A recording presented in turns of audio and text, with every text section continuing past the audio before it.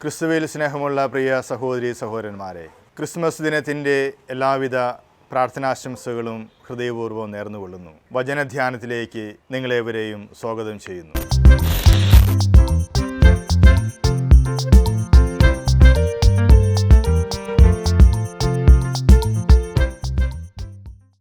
ആയിരത്തി 1981 BBC ഡോക്യുമെൻ്ററിയുടെ ഒരു വിഷയം peace in no man's land എന്നുള്ളതായിരുന്നു. യുദ്ധഭൂമിയിലെ സമാധാനം. നോ മാൻസ് ലാൻഡ് എന്നതിൻ്റെ അർത്ഥം യുദ്ധമുഖത്ത് രണ്ട് സൈന്യങ്ങളുടെ പാളയങ്ങൾക്ക് നടുക്കുള്ള യുദ്ധഭൂമി എന്നതാണ്.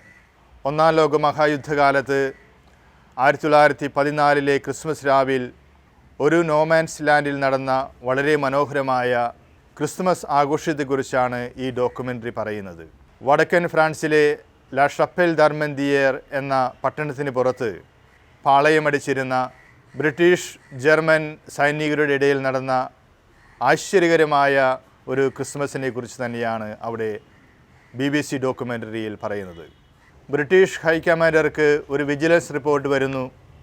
ക്രിസ്മസ് ദിനത്തിലോ പുതുവത്സരത്തിലോ ജർമ്മനി അതിശക്തമായ ഒരു യുദ്ധമുന്നേറ്റത്തിന് പ്ലാനിടുന്നുവെന്ന്. ജനറൽസിനെ എന്ത് സംഭവിക്കുമെന്നതിനെക്കുറിച്ച് യാതൊരു നിശ്ചയമില്ല.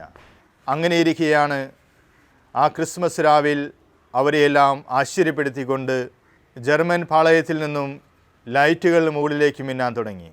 വിളക്കുകൾ തെളിഞ്ഞു, ടോർച്ചുകൾ കത്തിക്കുന്നു. അവർ നോക്കി നിൽക്കെ ക്രിസ്മസ് ട്രീ ഉയർന്നു വരുന്നു.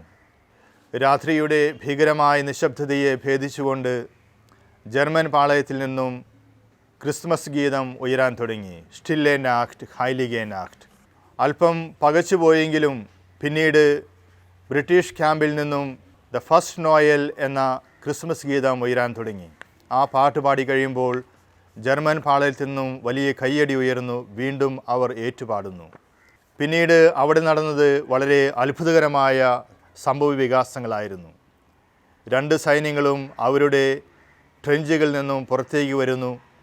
വർഷങ്ങൾക്ക് ശേഷം കണ്ടുമുട്ടുന്ന സുഹൃത്തുക്കളെ പോലെ അവർ പരസ്പരം ആലിംഗനം ചെയ്യുന്നു, ഗിഫ്റ്റുകൾ കൈമാറുന്നു, ഗ്രൂപ്പ് ഫോട്ടോ എടുക്കുന്നു, അവരുടെ അഡ്രസ്സുകൾ കൈമാറുന്നു.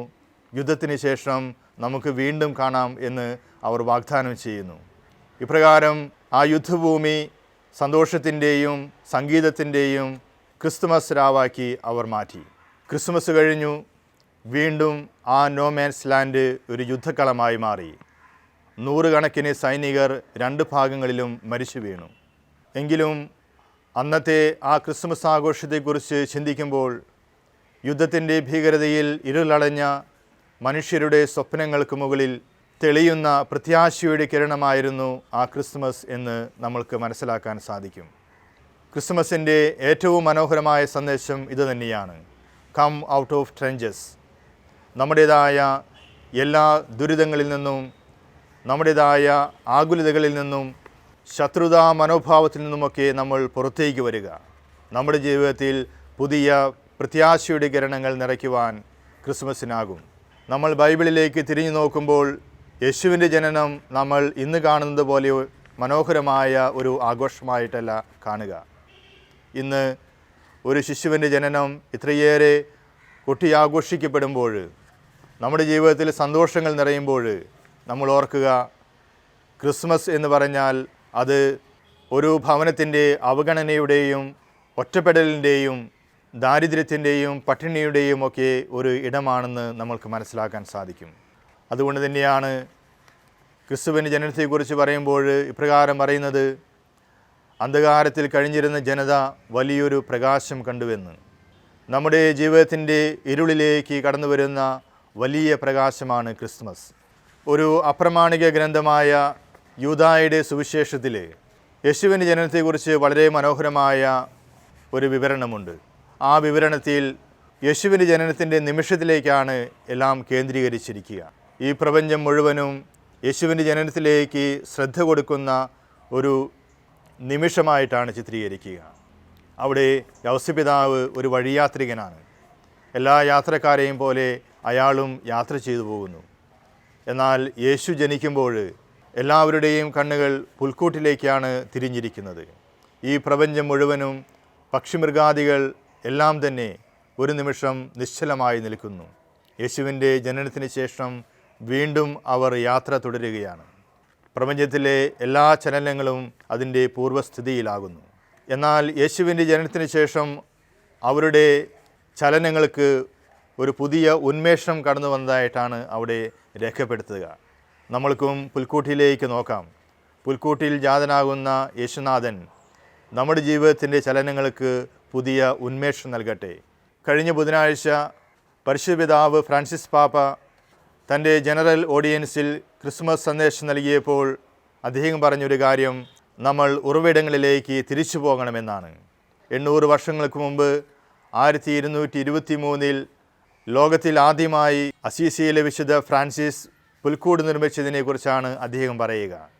ഫ്രാൻസിസ് പുണ്യവാളൻ നിർമ്മിച്ച പുൽക്കൂട് ഒരു കലാസൃഷ്ടിയായിരുന്നില്ല, അത് ഒരു ജീവനുള്ള പുൽക്കൂടായിരുന്നു. അതിലേക്ക് നോക്കിയിട്ട് ഫ്രാൻസിസ് അസീസി പറയുക നമ്മൾ ആശ്ചര്യം കൊള്ളണം എന്നാണ്. കർത്താവിൻ്റെ അനന്തമായ കാരുണ്യത്തെക്കുറിച്ച് നമ്മൾ ആശ്ചര്യം കൊള്ളണം. കർത്താവിൻ്റെ അനന്തമായ എളിമയെക്കുറിച്ച് നമ്മൾ ആശ്ചര്യം കൊള്ളണം. കർത്താവിൻ്റെ അനന്തമായ നമ്മോടുള്ള സ്നേഹത്തെക്കുറിച്ച് നമ്മൾ ആശ്ചര്യം കൊള്ളണം എന്നാണ് ഫ്രാൻസിസ് അസീസി നമ്മളെ പഠിപ്പിക്കുക. ഈ ക്രിസ്മസ് ആഘോഷങ്ങളിലും നമ്മൾക്ക് ഇപ്രകാരമുള്ളൊരു ആശ്ചര്യം കടന്നു വരട്ടെ. നമ്മുടെ എല്ലാവരുടെയും ഭവനങ്ങളിൽ പുൽക്കൂടുകൾ നിർമ്മിക്കുന്നുണ്ട്. പുൽക്കൂട് എപ്പോഴും മനോഹരമാണ്, അത് ചരിത്രപരമാണ്, അതോടൊപ്പം തന്നെ വിശ്വാസപരമാണ്. എന്നാൽ ഇതിൽ മാത്രം നമ്മൾ ഒതുങ്ങി നിൽക്കുകയാണെങ്കിൽ നമ്മുടെ വിശ്വാസം ഉപരിപ്ലവമായി മാത്രമേ നിലകൊള്ളുകയുള്ളൂ. എന്നാൽ ഉണ്ണിയേശുവിനെ കണ്ടുമുട്ടുന്നതിൽ നിന്നുള്ള യഥാർത്ഥമായ ആനന്ദത്തിൽ നിന്നായിരിക്കണം നമ്മുടെ പുൽക്കൂടുകൾ മനോഹരമാകുന്നതും ചരിത്രപരമാകുന്നതും വിശ്വാസപരമാകുന്നതും. ആഘോഷങ്ങൾ നമ്മൾക്ക് ആവശ്യമാണ്. എന്നാൽ ആഘോഷങ്ങളിൽ മാത്രം ഒതുങ്ങി നിൽക്കുന്ന ഒരു ക്രിസ്മസ് അത് നമ്മുടെ ജീവിതത്തിലേക്ക് ഒന്നും തന്നെ കോൺട്രിബ്യൂട്ട് ചെയ്യുന്നില്ല. എന്നാൽ യേശുവിനെ കണ്ടുമുട്ടുന്നതിൽ നിന്നുള്ള സന്തോഷത്തിൽ നമ്മുടെ ജീവിതത്തിന് പരിവർത്തനമുളവാക്കുവാൻ ദൈവം നമ്മൾക്കിടയാക്കട്ടെ എന്ന് നമുക്ക് പ്രാർത്ഥിക്കാം.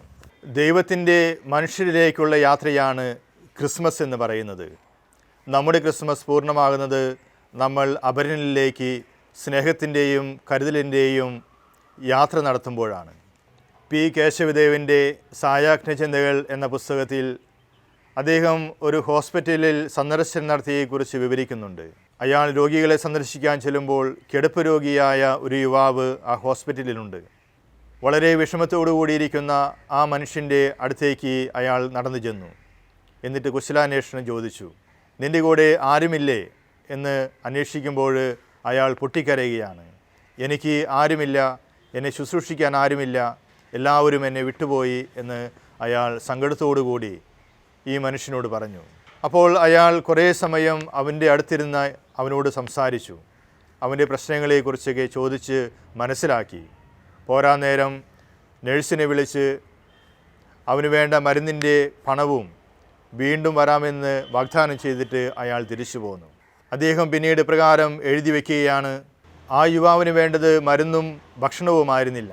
തൻ്റെ ക്ഷേമത്തിൽ താല്പര്യമുള്ള വ്യക്തികൾ തൻ്റെ ചുറ്റുമുണ്ട് എന്ന ബോധം അയാളിൽ ഉളവാക്കുന്ന വ്യക്തികളുടെ സാന്നിധ്യമായിരുന്നു അയാൾക്ക് അന്ന് അവിടെ ആവശ്യം. നമ്മുടെ ചുറ്റിലും ഇത്തരത്തിലുള്ള നമ്മുടെ സഹായം ആവശ്യമുള്ള വ്യക്തികൾ, നമ്മുടെ കരുതൽ ആവശ്യമുള്ള വ്യക്തികൾ ഒത്തിരിയേറെയുണ്ട്. നമുക്കെല്ലാവരെയും സഹായിക്കാൻ സാധിച്ചെന്ന് വരികയില്ല. എന്നാൽ നമ്മളെക്കൊണ്ട് സാധിക്കുന്ന സഹായം മറ്റുള്ളവർക്ക് ചെയ്തു കൊടുക്കുവാൻ ഈ ക്രിസ്മസ് നമ്മൾക്ക് പ്രേരക ശക്തിയാകട്ടെ. നമ്മൾ ദൈവത്തിൻ്റെ ക്രിസ്മസാണ്. നമ്മൾ ദൈവത്തിൻ്റെ ക്രിസ്മസ് ആണെങ്കിൽ നമ്മുടെ ക്രിസ്മസ് നമ്മുടെ ചുറ്റും പാർശ്വവൽക്കരിക്കപ്പെട്ടവരുടെ ജീവിതങ്ങളാകട്ടെ. പാതയോരത്ത് മുറിവേറ്റ് വീഴുന്നവർക്ക് നല്ല സമരിയക്കാരനായി തീരാൻ സർവശക്തനായ ദൈവം നമ്മളെ ശക്തിപ്പെടുത്തട്ടെ എന്ന് ആശംസിക്കുന്നു. ഒരിക്കൽ കൂടി ഈ ലോകത്തിലേക്ക് യാഗതനാകുന്ന ഉണ്ണിയേശുവിൻ്റെ പിറവി തിരുനാളിൻ്റെ എല്ലാവിധ പ്രാർത്ഥനാശംസകളും ഹൃദയപൂർവ്വം നേർന്നുകൊള്ളുന്നു. ദൈവം നമ്മെ അനുഗ്രഹിക്കട്ടെ. ആമേൻ.